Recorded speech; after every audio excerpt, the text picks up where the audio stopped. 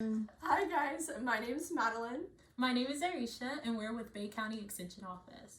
Today we'll learn about how to cook things in the microwave. Microwave cooking is just the same as regular cooking. First, we need to put on our apron, tie our hair back, and then wash our hands. Okay, the products that you see in today's video are not promoted by UF IFAS. They are strictly used for food demonstration purposes. Alright, so now we are going to be moving on to our chocolate cake. So first we want to go ahead and prepare our pan. That way our batter is not sitting, because the more time that your batter sits, the less airy it will get. So this is just folded, this is parchment paper and it was folded into fourths. So now you are going to take your fourth and you're going to bring the corner to another corner just like that. So now you have a triangle, and then you're going to bring your opposite side inwards just like that, and then you have it nice and folded and ready to cut. So you are going to line it up just the very center of your dish, and you are going to cut, or you can bend it just a little bit so you know where to cut. And you're just going to cut off the excess amount that you have. So now, when you open it, it's a circle and fits nice and perfectly in your pan. Okay. So now we are going to finish preparing it by just spraying some oil on the bottom and sides of the pan. And then once you have your parchment nice and laid down in the bottom, you're going to spray the parchment down just a little bit as well. And now we are ready to move on to our batter.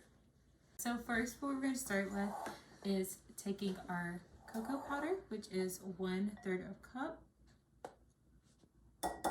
in our bowl, and then we're going to pour 1/3 of our water in here. We have 2/3 in total, so we're going to use about half of what we already have in here, and that's about good. We're going to mix it up, and once we're done mixing it, we're going to put it in the microwave for about 20 seconds. And this may smell good, but do not try and eat it, because it does not taste good at all. And you'll notice it has a little bit of a difficulty mixing together, so you're just gonna really keep mixing until it gets all combined. You will see a little bit of dryness on the top. That's completely normal.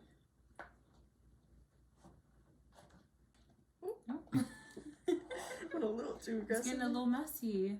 That's what makes it so much fun, right? Mm-hmm.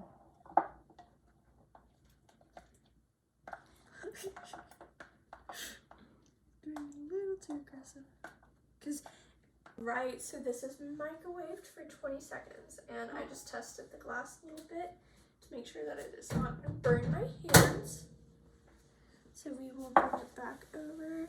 And so we're going to stir it some more, make sure that we don't have any chunks in it. And then we're going to put it back in the microwave for 20 more seconds. Okay, so as you can see, it does have a little film on the top. That's completely normal and completely fine. So you can just mix it all up, and it has a very pretty, nice consistency. So now we are going to add the remaining water and applesauce first, and then we will add the egg. The reason why we are combining the water and applesauce, and you can use oil as a replacement first, is that way our chocolate mixture kind of calms down a little bit and is less hot, so it does not make chocolate scrambled eggs, which does not sound very good, at least not to me. Not what we're trying to make when we're aiming for chocolate cake. Right? Yes. And so once that is all mixed together, we will add in our egg. And we got no shells. So now she's just going to mix it all in. Of course, if you have trouble breaking eggs, you can break it into a separate bowl first just to make sure that you don't have any shell or anything like that. That way you are confident that you aren't going to get a little crunchy bit in your cake. Now that we have gotten all of the other liquid ingredients mixed in, we are going to put in our vanilla. So we're going to do 2 teaspoons of vanilla.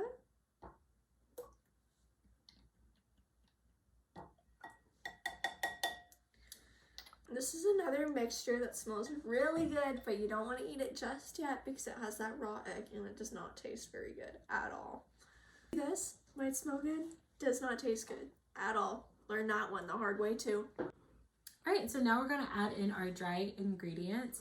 So first we're going to start with our sugar, and we have 1 cup of sugar, and we're just going to add that in. And now we have our flour. So we had to do a little math in the kitchen today. So we needed 3/4 cups of flour, but we didn't have that cup with us. So instead we have 1/2 cup of flour and 1/4 cup of flour, which makes 3/4 in total. And then you're gonna need 2 more tablespoons.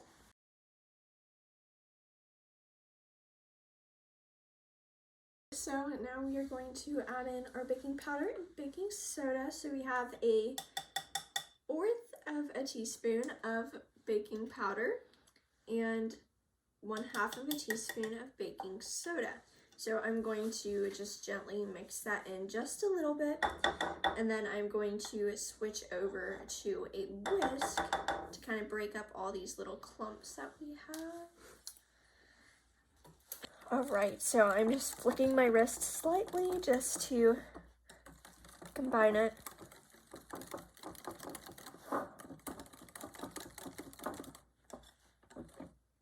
And to me, that looks nice and smooth. So we are ready to pour into our pan.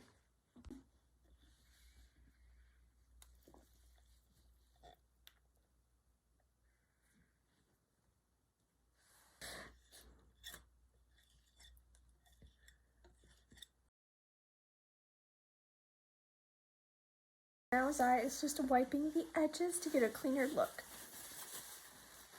And I'm just wiping off a little bit of a mess on the counter. I just wipe the edges clean to make sure that it doesn't burn while we're cooking our cake. Okay, so now I'm just going to test it and see if it comes out clean. Okay, and so as you can see, it does have some residual cake on it, so we probably want to throw it back in the microwave. Seconds, really just to get nice and cooked all the way.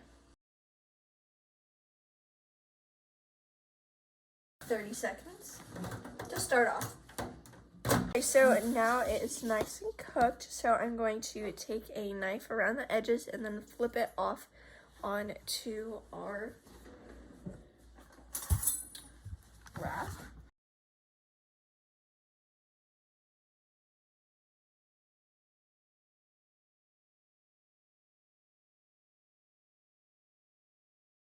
And now you want to be very careful pulling this off because there is hot oil. And so you just very gently pull it off. And now you want to let it cool. Okay, so now we are going to start on our chocolate glaze. So right here I have a cup of powdered sugar or confectioner sugar. And then a 1/4 cup of cocoa powder. And then I'm going to do a dash of salt, so just a little bit to break up some of that sugar. And okay, so now I'm going to add a teaspoon of vanilla.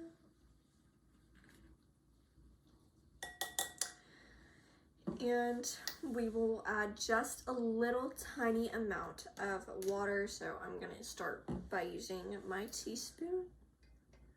And I'm gonna do about 2 to start off.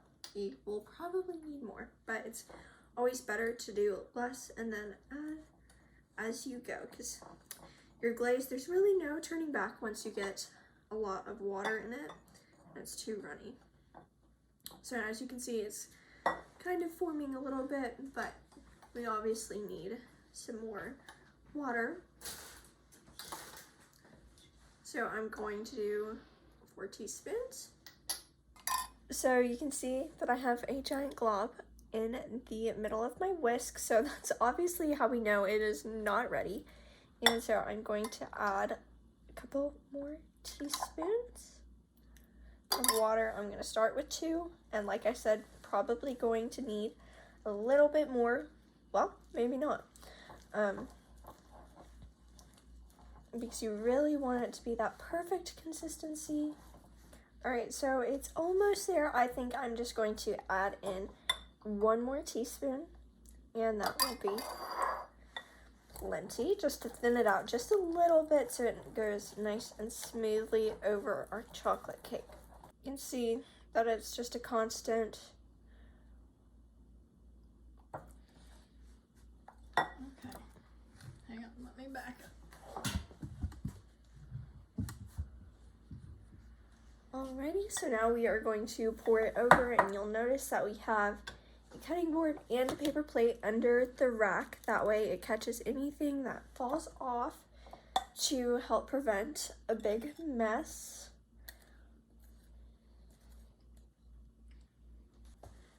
Alright, so I'm going to use a knife, turn it on the dull side, and just gently smooth it on over.